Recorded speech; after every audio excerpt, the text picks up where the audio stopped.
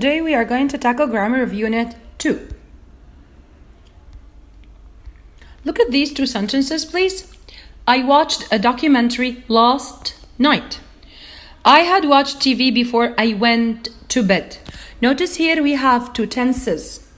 We have simple past and also we have the past perfect. Look at this example also. The team played a good game yesterday. They traveled to New York after they had graduated. So in the first example, we have the simple past. How do I form the verb in the simple past? Either I use verb plus ed like visit, visited, watch, watched, play, played, or we use V2, which is verb 2.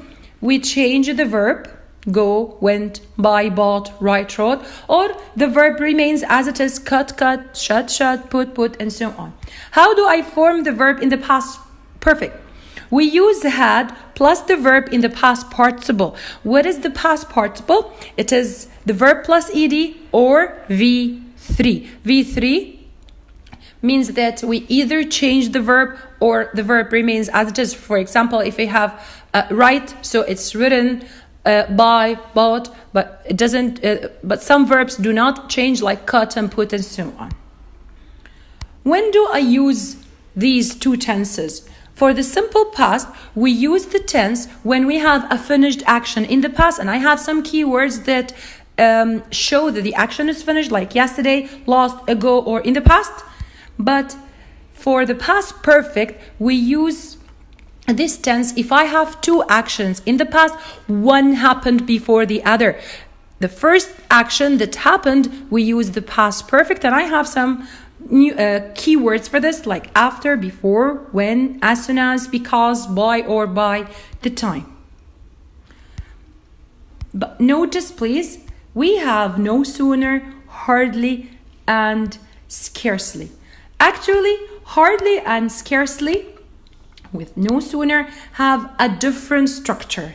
No sooner, hardly, and scarcely should be followed by had. Then we have the subject, and then I have the verb in the past participle. Then, with no sooner, I have to use than.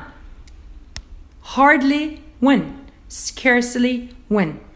Actually, these are paired conjunctions. Paired conjunctions means no sooner should have than, hardly, when, scarcely, when, like both and, not only but also, if you remember this lesson. Okay, notice the example. No sooner had the guests arrived than the lights went out. So, after no sooner, as I told you, we have had plus the subject, and then we have the verb in the past participle. Let's correct the underlined mistakes here in these sentences. We had already eaten when John come. So I have here when. I have two actions. The first one had eaten, and the action that happened next is come. So it should be in the simple past. Last year, Joanne passed all his exams. So we have last year, and this is a finished action, so we use the simple past.